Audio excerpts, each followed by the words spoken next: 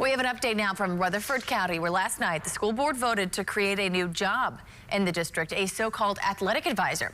So the supervisor would oversee student athletes who transfer schools. They'll have to follow a Tennessee law that goes into effect July 1st that says athletes can transfer schools one time without having their eligibility penalized. The job was posted immediately following the board's approval.